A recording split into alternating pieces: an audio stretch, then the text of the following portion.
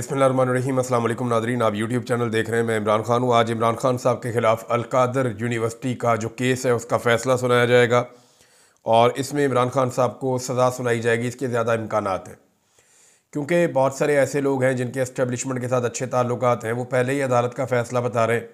हालांकि अदालत का जो फ़ैसला है वो सिर्फ जज को पता होना चाहिए फ़ैसला होने से पहले, लेकिन यहाँ पे जो है लोग अंदाज़े भी लगा लेते हैं। अंदाज़ों के अलावा वैसे भी सबको पता है कि इमरान खान साहब को लंबे अरसे से विक्टिमाइज़ किया जा रहा है, उन्हें बेगुनाह सज़ाएँ दी गई हैं और जितने भी फ़ैसले आए अदालतों की जानिब से, जेल के अंदर जो ट्रायल हुए, वो सारे इमरान खान साहब के ख़िलाफ़ आए।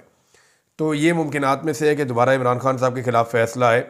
उनकी बहन ने कहा जी हम तो दुआ कर रहे हैं कि इमरान खान के ख़िलाफ़ फ़ैसला आए ताकि हम फटाफट जो अगली अदालत में जाएं और मुंह काला हो जिन लोगों ने इमरान खान के ऊपर ये गंदा केस बनाया उनका भी।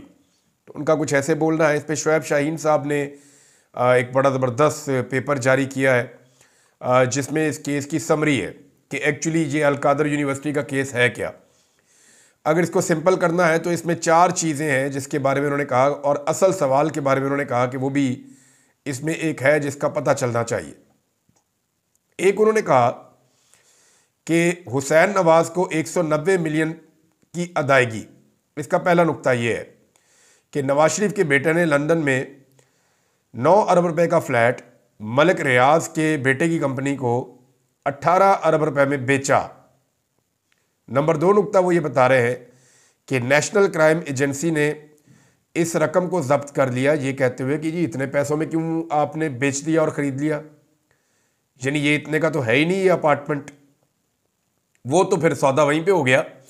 लेकिन एनसीए ने मुश्तबा ट्रांजैक्शन पर कार्रवाई का आगाज़ किया और एनसीए ने ही इनसे सवाल किया कि ये जायदाद दुगनी कीमत पर क्यों फ़रोख्त की गई। फिर तीसरा मरला यह है कि रकम की पाकिस्तान में मुंतकली। उन्होंने कहा जी रकम सुप्रीम कोर्ट ऑफ पाकिस्तान के अकाउंट में मलिक रियाज ने जो बैरिया टाउन कराची के हवाले से जुर्माने की अदायगी करनी थी उसमें ये रकम वापस ला के पाकिस्तान में जमा करवा दी गई। और इसमें एनसीए का और मलिक रियाज का एक मुआहदा हुआ था कि इसको खुफिया रखा जाएगा और इस शर्त के ऊपर यह रकम पाकिस्तान को देने का फैसला किया गया। पाकिस्तान ने खुफिया रखने की शर्त को तस्लीम करते हुए रकम ले ली। अगर तो ये फैसला गलत था पाकिस्तान की काबीना का, तो पूरी कैबिनेट का फैसला गलत था, पूरी काबीना अंदर होनी चाहिए। इमरान खान अकेले के खिलाफ जज फैसला नहीं दे सकता। नंबर 2, अगर ये फैसला गलत था तो उसके बाद शहबाज शरीफ ने काबीना बनाई, फैसले को रिवर्स नहीं किया। बाद में एक निगरान काबीना बनाई गई, फैसला रिवर्स नहीं हुआ। अभी फिर शहबाज शरीफ ने काबीना बनाई, फिर फैसला रिवर्स नहीं हुआ। तो ये भी उतने ही कसूरवार है। फिर आखिरी नुक्ता उन्होंने लिखा कि अल-कादर ट्रस्ट को ज़मीन, यानी मलिक रियाज ने सीरत नबी सल्लल्लाहु अलैहि वसल्लम अल-कादर ट्रस्ट के लिए 458 कनाल ज़मीन अतलिया की। अल-कादर ट्रस्ट मनसूबा, ये रकम पाकिस्तान आने से 1 साल पहले शुरू हो चुका था, यानी ये रकम बाद में आई 1 साल बाद, ये केस ही 1 साल बाद हुआ। लेकिन ये जो मनसूबा है अल-कादर ट्रस्ट यूनिवर्सिटी वाला, ये 1 साल पहले का है। तो इमरान खान का इसमें कोई ज़ाती फ़ायदा साबित नहीं हुआ। आम सवाल वो ये पूछ रहे हैं कि हसन नवाज़ को लंदन जायदाद की ख़रीदारी के लिए 9 अरब रुपए इजाफी अदायगी पर खामोशी क्यों है, ये सवाल शुएब शाहीन साहब ने पूछा। बहरहाल आज इमरान खान साहब को सज़ा सुना दी जाएगी। इम्कानात ये हैं, कुछ लोग कह रहे हैं 14 साल, कुछ कह रहे हैं 7 साल। बुशरा बीबी के बारे में अलग सज़ा बताई जा रही है, इमरान खान के बारे में अलग सज़ा बताई जा रही है। तो देखते हैं जनाब इमरान खान साहब को कितनी सज़ा आज के दिन में होती है, या आज फिर कोई बहाना बना के जज साहब निकल जाते हैं या कोई और एक्टिविटी हो जाती है। अदालत का तो वैसे ही मजाक बन गया है। अगर आज भी ये फैसला ना सुनाया गया तो अदालत का मज़ीद मजाक बनेगा और पाकिस्तान की अदालतों की जग हंसाई होगी, और तो कुछ नहीं होगा। इमरान खान साहब ने जो स्टेटमेंट दिया वो बड़ा अहम है। इमरान खान साहब क्या कहते हैं, मैं आपको स्टेटमेंट पढ़ के सुना देता हूँ उनका। और ये 2 जगह पे उनके स्टेटमेंट है। एक को तो खुद इमरान खान साहब के ट्विटर अकाउंट से ट्वीट किया गया, एक्स के ऊपर उसको पोस्ट करके डाला गया। ये बयान है जी, अल-कादर ट्रस्ट के भोंडे केस में मेरे खिलाफ फैसला देकर पूरी दुनिया में अपना मजाक बनवाएंगे और अपना मुंह मजीद काला करेंगे। मुझे एक ऐसे मुकदमे में सज़ा देने जा रहे हैं जिससे मुझे 1 टके का फ़ायदा नहीं हुआ, ना ही हुकूमत को 1 टके का कोई फ़ायदा हुआ। इस मुकदमे में असल सज़ा तो नवाज शरीफ की बनती है जिसने 9 अरब रुपए रिश्वत की मद में हासिल किए। नवाज शरीफ और जरदारी पर मेफेयर अपार्टमेंट की तर्ज के बेशुमार मुकदमात हैं। ये वो अफराद हैं जिन्होंने तोशा खाने से महंगे तरीन गाड़ियाँ खिलाफ कानून हासिल की। इन पर मौजूद तमाम मुकदमात ओपन एंड शट केसेस हैं, लेकिन इनको माफ़ करके मुकदमात को सिर्फ इसलिए ख़त्म कर दिया गया क्योंकि उन्होंने डील कबूल कर ली। इस केस में नवाज शरीफ से 9 अरब रुपए का हिसाब मांगना बनता है। बुशरा बीबी अलकादर ट्रस्ट केस में बिल्कुल बेकसूर हैं। उनको केस में शामिल करने का वाहिद मकसद मुझ पर दबाव बढ़ाना था। इससे पहले भी बुशरा बीबी को 9 महीने बेगुनाह जेल में रखा गया है। दुनिया में कभी कोई शख्स जिसे मालूम हो कि वो बददियानती कर रहा है न्यूट्रल अंपायर नहीं लगाता। मैंने क्रिकेट में न्यूट्रल अंपायर का रवाज कायम किया था और अब भी कहता हूं कि 9 मई और 26 नवंबर के वाक़यात पर एक जुडिशल कमीशन कायम किया जाए जो बिल्कुल न्यूट्रल हो और शफाफियत पर मबनी फैसला दे। हुकूमत इस मुतालबे से इसीलिए राय फरार इख्तियार कर रही है क्योंकि वो बददियानत है। हम जस्टिस अमीनुद्दीन आइनी बेंच के सरबराह को भी ख़त तहरीर करेंगे कि हमारे खिलाफ होने वाली इंसानी हकूक़ की खिलाफ वर्जियों की पटिशन सुने। हमारे जो बेकसूर लोग मिलिट्री तहवील में हैं उनको बदतरीन ज़हनी और जिस्मानी तशद्दुद का निशाना बनाया गया। हमारे मुकदमात को तरजीही बुनियादों पर सुना जाए। हमने इंसानी हकूक़ की आलमी तंजीमों और अक़वाम मुत्तहिदा को भी इस सिलसिले में ख़त लिखने की तैयारी मुकम्मल कर ली है। क्योंकि पाकिस्तान की किसी भी अदालत से हमें इंसाफ नहीं मिल रहा, तो इसलिए हम अब जा रहे हैं आलमी सतह पे। कादी फ़ायद ईसा और आमिर फ़ारूक एस्टेब्लिशमेंट के ओपनिंग बेस्टमेंट का किरदार अदा करते हैं। अब जो आइनी बेंच बना है वो भी इन्हीं की एक्सटेंशन है, जैसे वो कादी फ़ायद ईसा और आमिर फ़ारूक साहब के बारे में बात कर रहे हैं। पूरी दुनिया में इंसानी हकूक़ की पामाली की कोई माफ़ी नहीं मिलती। जनरल पनूशे मगरिब का ताकतवर जनरल था, लेकिन इंसानी हकूक़ की पामाली और तशद्दुद करने पर उसको कड़ी सज़ा सुनाई गई। हमारे सियासी वर्करों को अगवा करके तशद्दुद किया गया। 9 मई में जिसने तहरीक इंसाफ को खैराबाद कह दिया उसके तमाम इल्ज़ामात से उसको बरी कर दिया गया। 8 फरवरी को पाकिस्तानियों के हक पर बेशर्मी से डाका मारकर इंतखाबात को चोरी किया गया और पूरी दुनिया में अपना मजाक बनवाया गया। खुली मैंडेट चोरी के बाद पाकिस्तान में हर जानिब अदम एतमाद के, अदम इस्तेहकाम के साए हैं। 8 फरवरी को पूरी कौम यौम स्याह मनाएगी। इस दिन फार्म 47 की जाली हुकूमत कायम करके पाकिस्तान में जमहूरियत और जमहूर का गला घोंट दिया गया था, जिसके बाद मुल्क में ना तो सियासी इस्तेहकाम आ सका है ना ही माशी इस्तेहकाम। हमने मुज़ाकरात ज़ाती मफादात के लिए नहीं किए बल्कि मुल्क के वसी तर मफाद में करने हैं। पाकिस्तान को दरपेश सियासी और माशी बहरानों के खात्मे, दहशतगर्दी के मसले पर काबू पाने और मुल्क को दरपेश दूसरे संजीदा मसाइल के हल के लिए सियासी बहरान का खात्मा बहुत ज़रूरी है। ये जी इमरान खान साहब का स्टेटमेंट है। उन्होंने कुछ और बातें की हैं इमरान खान साहब ने। एक तो उन्होंने कहा कि आर्मी चीफ को हमसे माफ़ी मांगनी चाहिए, हमारे लोगों को पकड़ा और मारा गया है। अगर गंडापुर ने कहा कि 9 मई में हमारे लोग शामिल थे तो गंडापुर ने गलत कहा। यह भी इमरान खान साहब का स्टेटमेंट रिपोर्ट हुआ। फिर उन्होंने ये कहा कि अडियाला जेल में अब आपसे ज़्यादा देर मुलाकातें नहीं होंगी। मैजिक बॉल मुझे पहले ही सब कुछ बता देती है। ये मैजिक बॉल क्या है याद रखिएगा, मैं अभी आपको बताता हूँ। न्यूट्रल अंपायर के लिए पहला खिलाड़ी हूँ जिसने जदोजहद की। सुप्रीम कोर्ट के 3 सीनियर मोस्ट जजेस को बुलाएं। ये जजेस की जिम्मेदारी है कि तहकीक के बाद जो सज़ा देंगे मैं इसके रास्ते में क्यों खड़ा होऊंगा। मेरी अपील है, ये कल उन्होंने बात की थी कि आज हर सूरत में 190 मिलियन पाउंड का जो केस है उसका फैसला सुनाएं। ये जजेस की जिम्मेदारी है कि तहकीक के बाद सज़ा दें, मैं उस रास्ते में खड़ा नहीं होऊंगा। ये जी इमरान खान साहब के स्टेटमेंट है। हुकूमत की बेचैनी बहुत बढ़ती जा रही है। व्हाट इज़ मैजिकल बॉल, ये अगर आप ट्वीट करें ना कि इमरान खान मैजिकल बॉल, अगर आप लिखें या आप यूट्यूब के ऊपर इसका लिंक आप लिखें कि इमरान खान मैजिकल बॉल, तो इमरान खान ने एक बॉल किया था और वो बॉल किया था कपिल देव को और उन्हें क्लीन बोल्ड कर दिया था, तो उसको मैजिकल बॉल कहते हैं। मैजिकल बॉल क्या है कि इमरान खान साहब को कंडीशंस की इतनी समझ आ जाए एक बॉलर को और वो बॉल को अपने मुताबिक ऐसे तैयार कर ले कि फिर वो उसकी मैजिकल बॉल बन जाए। यानी उसे पता चले कि मैं बॉल को कहाँ फेंकूंगा, वो कितना स्विंग होगा और उसके बाद उसका नतीजा क्या निकलेगा। यानी कंडीशंस इमरान खान के हाथ में इतनी ज़्यादा आ गई हैं कि अब उनके हाथ में एक मैजिकल बॉल है और वो मैजिकल बॉल के ज़रिए से पहले से मालूम कर लेते हैं कि जब मैं बॉल करूँगा तो वो कहाँ पड़ेगी और पड़ के कहाँ जाएगी और उसका नतीजा क्या निकलेगा। तो उनकी प्रिडिक्शन बेहतर हो रही है। इससे पहले भी हमने आपको बताया कि इमरान खान साहब ने जितनी भी चीज़ें प्रिडिक्ट की थी, जो उन्होंने सहाफ़ियों के साथ ऑन द रिकॉर्ड और ऑफ द रिकॉर्ड उन्होंने बातें की थी, वो सारी बातें दुरुस्त साबित हुई हैं।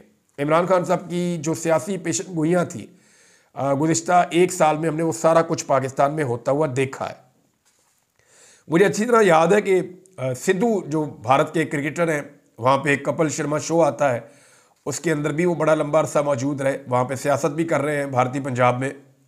नवजोत सिंह सिद्धू, उनका मैंने एक इंटरव्यू किया था, तो मेरी उनसे मुलाकात हुई गवर्नर हाउस पंजाब में, और काफ़ी देर हम उनके साथ बैठे रहे।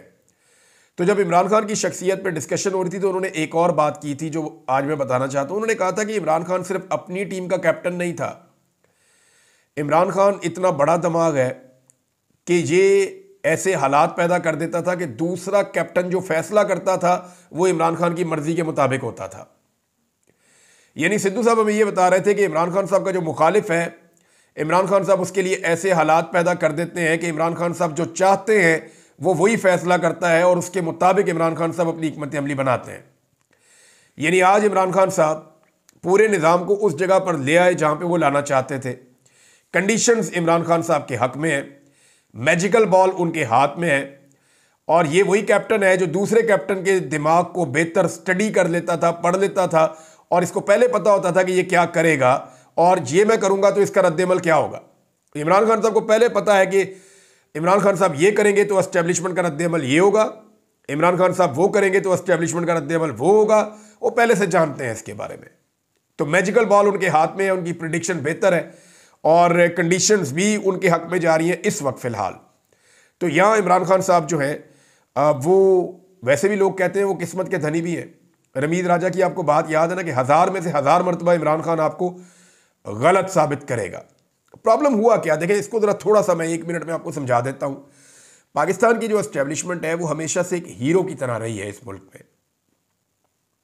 उन्होंने कुछ भी किया लेकिन एक हीरो का स्टेटस हमेशा उनके साथ रहा। बहुत सारे नगमे उनके ऊपर बने, बहुत सारी चीज़ें, वो नहीं, एक हीरो की तरह हमेशा लोग हमेशा प्यार करते हैं, मोहब्बत करते हैं, एक हीरो की तरह रखते हैं पाकिस्तान की एस्टेब्लिशमेंट को। और ये रोमांस बड़ा लंबा चला आ रहा है। इसके बीच में जो है ना, मुझे एक वाकया याद आ गया। एक मेरे वालिद साहब के दोस्त हुआ करते थे, हुसैन सादी उनका नाम था। वो सऊदी अरब में एक बहुत बड़ी कंपनी है जो गवर्नमेंट के ठेके लेती है, वो उस कंपनी के ठेकेदार थे और उस कंपनी को बांग्लादेश से, पाकिस्तान से, इंडिया से, वो यहाँ इन मुल्कों में से उनको लेबर फ्राहम करते थे और लोगों को ले जाते थे, वहाँ पे जाके उनसे काम लेते थे सऊदी अरब में। तो हुसैन सादी का एक जुमला होता था कि इतनी तरक्की करो कि तुम्हारा सर आसमान के साथ लगे लेकिन मेरे हाथ के नीचे रहकर। ये एक मिस्री शायरी था और ये इसका जुमला बड़ा मशहूर था इसकी कंपनी के अंदर कि इतनी तरक्की करो, जिन लोगों को ये ले जाता था उन्हें ये कहता था कि इतनी तरक्की करो कि तुम्हारा सर आसमान के साथ लगे लेकिन मेरे हाथ के नीचे। तो पाकिस्तान की एस्टेब्लिशमेंट जो है वो किसी की भी तरक्की से परेशान नहीं होती जब तक कि उनका कद एस्टेब्लिशमेंट से छोटा रहता है। इमरान खान साहब का कद एस्टेब्लिशमेंट से बड़ा हो गया। इमरान खान साहब कौम के हीरो हैं और कौम ने इमरान खान साहब को ज़्यादा प्यार दिया। ये भी एक बड़ा रीज़न है कि मुखालफत इस लेवल तक चली गई कि एस्टेब्लिशमेंट की बर्दाश्त से बाहर हो गया कि ये हमसे ज़्यादा आगे कैसे हो सकता है, लोग हमसे ज़्यादा प्यार कैसे कर सकते हैं, लोग हमसे बड़ा इसको समझदार, अक्लमंद, ईमानदार और हीरो कैसे समझ सकते हैं। ये नहीं हो सकता। तो ये उनसे बर्दाश्त भी नहीं हो रहा था। अब इस वक्त जो है वो बर्दाश्त हुकूमत से नहीं हो रहा क्योंकि हुकूमत की बेचैनी और बौखलाहट जो है वो शुरू हो गई है और बढ़ती जा रही है। जब से उन्हें मालूम हुआ कि आर्मी चीफ उनके इल्म में लाए बगैर पाकिस्तान तहरीक इंसाफ के अहम लोगों से उन्होंने मुलाकातें की हैं। अब नून लीग अंदाजे लगा रही है, उनके दिल में वसवसे आ रहे हैं। यानी राणा सनाउल्लाह साहब का कहना है कि बातचीत होनी होती तो क्या आर्मी चीफ की सतह पे होती। तो मैं राणा सनाउल्लाह साहब को बताता हूँ कि प्रॉब्लम जिस लेवल की होती है ना, उसका सलूशन भी उसी लेवल पे जाके होता है। यानी जिस सतह का अवामी और बैरूनी दबाव है उसी सतह पर बातचीत होनी चाहिए। और असल दबाव यह है कि पाकिस्तान की जो अहम तरीन शख्सियात हैं उनके ऊपर मगरबी ममालिक में बहुत बड़े बड़े बैन लगने वाले हैं। इसके लिए ओवरसीज़ पाकिस्तानी कोशिश कर रहे हैं और अमेरिका के अंदर से इस पर डेवलपमेंट हुई तो फिर पूरे यूरोप में और मगरबी दुनिया में इस पर डेवलपमेंट हो जाएगी। यानी ये लोग और इनकी फैमिली इनके लिए ट्रैवल करना मुश्किल हो जाएगा, इनके वीज़े कैंसिल हो जाएंगे, इनके जो असासे हैं वो मुंजमद हो जाएंगे। उसके अलावा इनको जो इमदाद मिलती है, US एड वगैरह बाकी चीज़ें, वो भी बंद हो जाएंगी। और माजी में वहाँ से जो सनदें या कोई कोर्सेज किए हुए हैं वो भी, उनके नताइज भी मुअत्तल हो जाएंगे। तो इस किस्म की चीज़ें अगर होती हैं तो चंद शख्सियात, बड़ी शख्सियात, उनके ऊपर बड़ा इम्पैक्ट आएगा। कादी फायद हिस्सा है, आपका जो चीफ इलेक्शन कमिश्नर है वो इसका हिस्सा है, साबिक आर्मी चीफ है, साबिक DGISI है, मौजूदा जो अफसरान हैं वो भी हैं, वज़ीर आज़म है, वज़ीर दाखिला है, वज़ीर इत्तलाआत है, वज़ीर दिफा है, वज़ीर आला पंजाब है, IGs हैं, कुछ और ऑफिसर्स हैं। तो इनके नाम बाकायदा जो हैं वो वहाँ शामिल किए गए हैं। अगर इनके ऊपर कार्रवाइयाँ हो जाती हैं तो फिर उनके लिए बड़ी मुसीबत बन जाएगी, लिहाजा वो इमरान खान को मनाना चाहते हैं। एक बात मैं आपको कंफर्म कर रहा हूँ, आज के दिन तक इमरान खान साहब नवाज शरीफ और आसिफ अली जरदारी की तरह डील करके बाहर आने वाले नहीं है, क्योंकि उसके हाथ में मैजिकल बॉल है। ये भी आप याद रखिएगा। इमरान खान बिल्कुल मुख्तलिफ आदमी है, मुख्तलिफ तरीके से बाहर आएगा। ये कोई डील करके पाकिस्तान से बाहर नहीं जाएगा, ना इमरान खान डील करके खामोश हो जाएगा। इमरान खान साहब अगर डील करेंगे तो इमरान खान साहब बाहर आएंगे, और पाकिस्तान के लिए अगर डील करेंगे तो वो इतनी करेंगे कि जनाब पाकिस्तान की खातिर नए इलेक्शन में चले जाते हैं, पाकिस्तान की खातिर कुछ चीज़ों को हम आगे बढ़ा लेते हैं, पाकिस्तान की खातिर हम कुछ वक्त दे सकते हैं। इसके अलावा इमरान खान साहब कुछ ऐसी डील करने वाले नहीं है कि मेरे केस ख़त्म कर दो, मैं 1 साल तक चुप रहूँगा। ये मरियम नवाज का ट्विटर अकाउंट थोड़ी है, ये इमरान खान की गैर मौजूदगी में काम कर रहा है। यानी इस वक्त जब एक आदमी की पार्टी की आर्मी चीफ से मुलाकात होती है और वहाँ तो खामोशी बनती है, नवाज शरीफ होते तो वो तो बिल्कुल कंबल लपेट के सो जाते इस वक्त कि ठीक है मुज़ाकरात करो, मैनू कड्डो इत्थों जेल दे विचों। मियाँ साहब, जरदारी साहब, मरियम नवाज, इन सब ने यही किया हमेशा। हालांकि इनकी AC वाली जेलें थी, इनके बड़े बड़े कमरे थे, वहाँ पे बेड लगे हुए थे, वहाँ पे फ्रिज इनको पास मौजूद था, वहाँ इनको गर्म खाना मिलता था। सुबह के वक्त लिखते थे दोपहर को क्या खाना है, दोपहर को लिखते थे शाम को क्या खाना है। इनको बेहतरीन खुराक वहाँ पे मुहैया की जाती थी, तमाम खाने इनके घर से जाते थे। टेलीफोन की सहूलत, मोबाइल फ़ोन की सहूलत मरियम नवाज के पास थी। मोबाइल का iPhone बिल्कुल छोटे साइज़ का मरियम नवाज के पास मौजूद था, जिसको रिकवर किया गया था नैब की कस्टडी से, जिसके ऊपर रोला डालती है कि जनाब मेरे ऊपर आधी रात को बंदे आ गए। तो वो सिर्फ 3 लोग थे, जिनमें एक बंदा जो है वो वीडियो बनाने वाला था और 2 औरतें थी जो कमरे की तलाशी ले रही थी। तो गुड़िया बाजी कह के उन्होंने ला के वहाँ पे मरियम नवाज को मोबाइल फ़ोन दिया हुआ था। तो ये तो मौजें कर रहे थे, इंजॉय कर रहे थे, AC मौजूद थे इनके पास, हर तरह की सहूलतें, कुर्सियाँ टेबलें लगी हुई थी इनके कमरों के अंदर। यानी शहबाज शरीफ ने लड़ाई इस बात पे डाल दी थी कि मुझे अपनी कुर्सी उठा के यहाँ से यहाँ क्यों रखनी पड़ी। मैंने जब बुलवाया था तो मुलाजिम पहुँचना चाहिए था, आके मेरा काम करता। तो मेरी पता भी है तुम्हें मेरी कमर में तकलीफ है, मेरी कुर्सी उठाकर मुझे खुद यहाँ से यहाँ रखनी पड़ी है। तो इस लेवल की इनकी जेल थी। तो इन्होंने तो जेलें कभी देखी नहीं, लेकिन इसके बावजूद ये कंप्रोमाइज़ करते थे। इमरान खान कंप्रोमाइज़ करने वाला नहीं है, ये बात आप जहन में रख लें कि वो नवाज शरीफ और जरदारी की तरह बाहर नहीं आएगा, वो अपने तरीके से बाहर आएगा, क्योंकि वो नवाज शरीफ और जरदारी की तरह गिरफ्तार भी नहीं हुआ, वो बाहर भी फिर अपने तरीके से ही आएगा। जुल्मे खलीलजाद का एक स्टेटमेंट आया नाजरीन, और ये भी बड़ा अहम बयान है। जुल्मे खलीलजाद का ये कहना है कि बजाय इसके कि पाकिस्तान की फौजी गालिब हुकूमत अमेरिका में लॉबिंग पर पैसा खर्च करे, इसे 3 इकदाम करने चाहिए। नंबर 1, PTI के साथ एक मुआहदा करें। नंबर 2, इमरान खान को रिहा करें जो जाली इल्ज़ामात में जेल में कैद है। नंबर 3, इन इकदाम को 20 जनवरी तक मुकम्मल कर लें। ये इकदाम पाकिस्तान को बचाने और बहरान से बचने में मददगार होंगे। ये इस्लामाबाद के ताल्लुकात डोनाल्ड ट्रंप इंतज़ामिया के साथ भी बेहतर बनाएंगे। बिलावल जरदारी पहुँच गए जनाब, यहाँ से निकले वो अमेरिका और डोनाल्ड ट्रंप की हलफ बर्दारी की तकरीब में, और मोहसिन नकवी भी गालिबन जा रहे हैं। इन लोगों ने जो है वो वहाँ पे टेबल बुक करवाई है, लेकिन इनको ऑफिशियल दावतनामा नहीं मिला। ये कोई मेहमान नहीं है अमेरिकन हुकूमत के, ये अपनी मर्ज़ी से अपने ख़र्चे पे जा रहे हैं, और वहाँ पे जो डोनेशन देकर नॉर्मली लोग ले लेते हैं। अब तकरीबन 1-1.5 लाख बंदा होगा, मुझे एक दोस्त ने बताया कि बहुत बड़ी तादाद में लोग होते हैं हलफ बर्दारी के अंदर जो आते हैं। तो इस तरह बेशुमार लोग हैं जो डोनेशंस दे के अपने अपने तरीके से वो पास हासिल कर लेते हैं। मेरे बहुत सारे और जानने वाले हैं, वो भी जा रहे हैं, तो उनके अंदर ये भी जा रहे हैं जो है पाकिस्तान से 2 लोग। लेकिन ये वो लोग हैं जो माजी में डोनाल्ड ट्रंप के ऊपर तनकीद करते रहे, अब उसकी हलफ बर्दारी में जा रहे हैं, तो इनको थूका चाटना पड़ रहा है।